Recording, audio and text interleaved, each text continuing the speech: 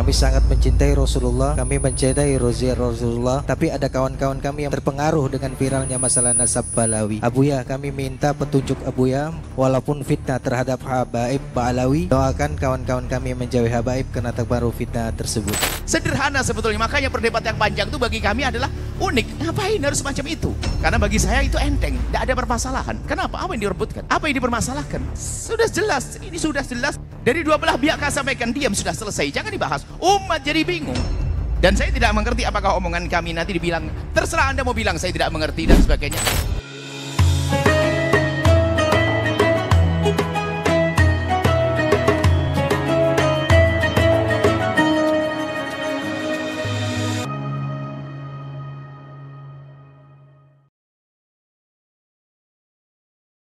Dan dari teman-teman jamaah yang lagi viral, Assalamualaikum warahmatullahi wabarakatuh. Buya, kami mau bertanya, kami sangat mencintai Rasulullah, kami mencintai Rasulullah, tapi ada kawan-kawan kami yang terpengaruh dengan viralnya masalah nasab Balawi.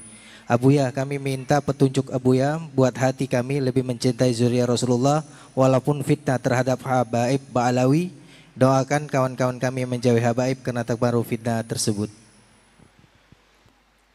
Mencintai dzurriyyah Nabi adalah kewajiban dan sebetulnya begitu mudah. Jangankan kok dzurriyyah Nabi, umat Nabi saja kalau kita sadar itu umat Nabi, kita susah berbuat zalim kepada umat Nabi, apalagi jika itu adalah dzurriyyah Nabi SAW. Ada masalah dzurriyyah Nabi, dikatakan al-mu'minuna musaddaquna bi ansabihim. Ulama mengatakan sekelompok orang itu kalau sudah mengatakan nasabnya kepada orang tuanya dipercaya. Anda jangan suka ngutak-ngatik siapapun. Apalagi ini kisah nasab masa lalu, ini adalah akhlak adabnya. Itu adalah seperti itu. Jadi apa? Kalau kita mencari celah, oh mungkin begini, ini bahaya sekali.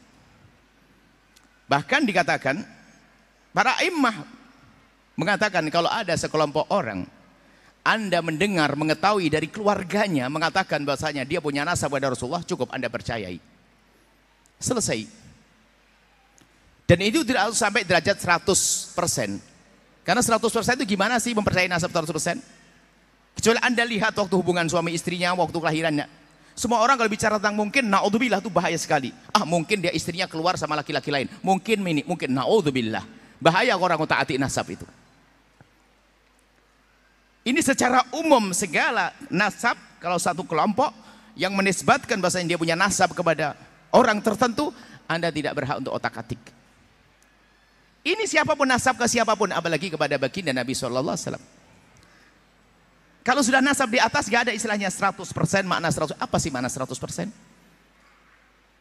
Musaddaqun dipercaya. Ini sebuah keluarga mengatakan saya punya nasab kepada Sayyidina Abu Bakar Siddiq. Alhamdulillah. Saya punya Rasulullah. Oke. Sampai di sini.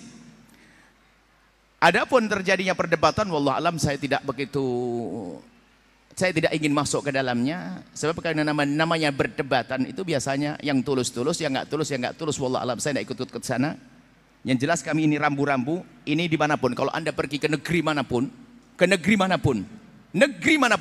jika ada sekelompok atau keluarga yang sudah masyhur di tempat tersebut, lalu mengatakan saya punya nasab kepada sana, musaddaquna bi ansabi, cukup sampai di situ. Ini ilmunya. Adapun masalah urusan-urusan menentukan menetapkan nasab dengan selain daripada ini namanya istifadhah. Di kampung itu sudah didengar ini nasabnya ke sana, selesai. Ada masalah yang lain-lainnya, Anda tidak semua masalah qiyafah, masalah DNA dan sebagainya. Itu bisa saja digunakan, tapi dalam keadaan tertentu. Ada pada zaman dulu namanya qiyafah. Mungkin zaman sekarang ada DNA misalnya. DNA itu memang ilmiah, tepat, benar. Tentunya dengan catatan yang menjalankan orangnya jujur, tidak akan dirubah, ada itu. Tapi itu kapan diberlakukan? Para ulama memberlakukan hal-hal seperti itu qiyafah itu misalnya di antara persengketaan. Contoh, ada dua orang melahirkan, ibu ditaruh di tempat bayi. Rupanya susternya lupa, ketuker sama-sama putih. Aduh kacau nih, anak yang mana ini? Ketuker. Akhirnya semuanya pengen anakku yang mana? Untuk ngetes pakai DNA supaya ketahuan mana anaknya. Atau orang direbutkan nasabnya, ini direbut nasabnya, ini di sini. Kira-kira menetapkan nasabnya siapa? Bukan ngotak-atik nasab yang sudah ada, bukan. DNA adalah masalah ilmiah, jangan diingkari, itu masalah ilmiah. Cuman untuk apa? Di dalam dunia syariat ada namanya pernikahan yang syah. Selagi pernikahan sah sudah cukup. Bahkan kalau ada orang datang, ini adalah anakku, nggak usah kita punya kapan nikah, istrimu siapa, nggak perlu. Cukup dia mengatakan ini anakku, kita percaya, selesai. Selagi akal tidak mengingkarinya. Misalnya ada orang ngaku itu anakku, dia lebih tua, kan bohong. Sederhana sebetulnya. Makanya perdebatan yang panjang itu bagi kami adalah unik. Ngapain harus semacam itu? Dari dua belah pihak sampaikan, diam, sudah selesai, jangan dibahas. Umat jadi bingung. Dan saya tidak mengerti apakah omongan kami nanti dibilang, terserah Anda mau bilang saya tidak mengerti dan sebagainya. Saya bukan urusan dengan Anda yang mengatakan saya tidak mengerti. Akan tapi saya punya kewajiban bahwasanya, jika Anda mengatakan bahwasanya saya ada anaknya keluarga itu, saya cukup percaya, tidak usah saya cari manakah aktemu, tidak perlu. Cukup, selesai. Sampai di sini, wahai hamba Allah. Ingat, dzurriyyah Nabi SAW agung. Dzurriyyah Nabi Muhammad adalah mulia. Kalau permasalahannya Anda marah dengan sebagian dzurriyyah Nabi misalnya, tidak boleh Anda jadikan marah kepada semua dzurriyyah Nabi. Marah satu orang mungkin bikin kesal Anda. Namanya manusia, dia bukan maksum. Anggap saja kalau ada anak-anak Anda yang bandel, masa Anda sembelih, kan enggak? Ya perlu dikasih sayangnya sederhana. Mohon maaf kepada semua yang berselisih paham dari dua pihak kelompok. Ini kebetulan pertanyaan ini baru sekarang. Saya tidak pernah membongkar masalah ini, kecuali ditanyakan begini. Karena bagi saya itu enteng, tidak ada permasalahan. Kenapa? Apa yang direbutkan? Apa yang dipermasalahkan? Sudah jelas, ini sudah jelas dari dua kubu besar yang berkata itu adalah semuanya adalah sederhana. Ya selesai. Tolong Anda tidak usah bergeming. Pokoknya dikasih satu kelompok dimanapun Anda menemukan. Jika kelompok itu masyhur di kalangan keluarganya, dia punya nasab sampai Nabi Muhammad, cukup Anda percaya. Tidak usah Anda otak-atik. Selesai, sampai di sini saja. Setelah itu Anda akan tentram hati Anda, dan semoga Allah mengampuni semuanya, mengangkat derajat semuanya. Dan harapan kami kepada dua kubu yang berselisih ini, segera tenang, jangan dilanjutkan seperti itu. Ingat, umat Nabi Muhammad, kita punya kewajiban besar, yaitu menanamkan kecintaan kepada Rasulullah SAW. Ingat, dua orang memang tidak benar semuanya. Yang satu apa? Yang yakin dia tahu tidak ada hubungan dengan Nabi Muhammad, mengaku-ngaku punya nasab dengan Nabi Muhammad. Yang kedua, mendengar orang yang punya nasab dan Nabi Muhammad lalu dinafikan. Dua-duanya adalah salah. Menafikan nasabnya orang kepada Nabi Muhammad, sementara kelompok itu sudah selama ini punya nasab, diyakini kepada Nabi Muhammad, diyakini yakin don tentunya dalam hal ini. Mereka menduga nasab nenek moyang mereka kepada Nabi Muhammad, maka kita membatalkannya juga sebuah kesalahan. Atau orang tahu, dia tahu dari kemarin nasab saya ke sini, tiba-tiba ngomong kita buat suara ngaku Nabi Muhammad, juga bohong. Ingat, menafikan juga tidak boleh, mengaku-ngaku juga tidak boleh. Ingat, dua-duanya tidak boleh. Tolong jangan menafikan dan juga jangan ngaku-ngaku. Urusan mengaku-ngaku cukup keluarga tadi mengatakan selesai. Sudahlah, jangan ribut, hei hamba Allah. Anda malu. Kalau Anda bicara tentang DNA ilmu kafiyah, itu ada ilmunya sendiri, pemahaman. Anda baca. Alhamdulillah saya punya catatan panjang tentang ini, dan tentang masalah kiyafah, kok kafiyah, kiyafah. Kiyafah itu adalah satu ilmu di dalam dunia agama. Kiyafah, al-kafiyah, al-kiyafah itu adalah, jadi ada satu orang bisa memahami kalau ini anaknya ini, bisa menduga dari bentuk-bentuk tertentu. Oh ini anaknya ini, kakinya ini, namanya ilmu kiyafah. Ya, ya. Kemudian DNA lebih tepat lagi. Tapi kapan itu digunakan? Bukan Anda yang sudah tahu bapaknya ini langsung, Pak ini kayaknya saya ragu ente anaknya bapak ini, coba saya ke DNA. Oh ini kurang ajar namanya.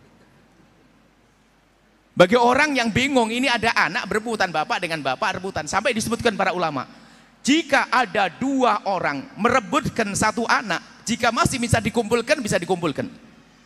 Gambaran fikihnya luas. Contohnya gimana? Satu orang mengaku itu anakku ngaku ya, bukan menafikan.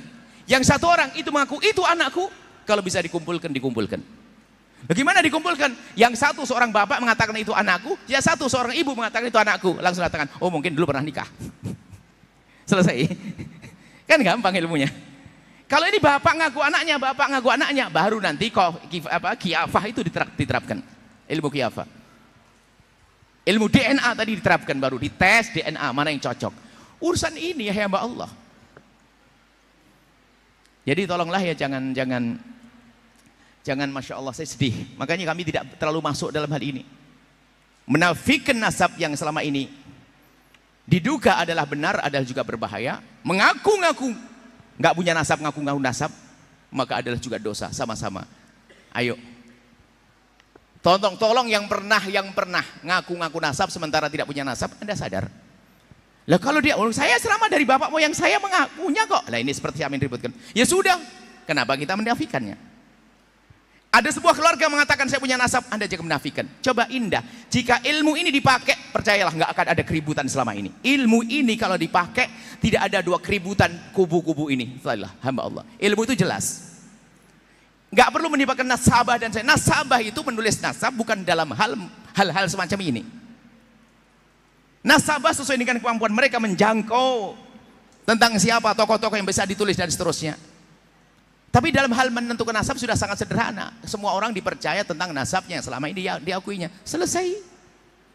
Jangan, mohon maaf dah. Adapun permasalahan ada kelompok ahli bait yang dinafikan di sebuah negara, pernah ada gonjang-ganjing ada, tapi selesai gonjang-ganjing Anda selesai.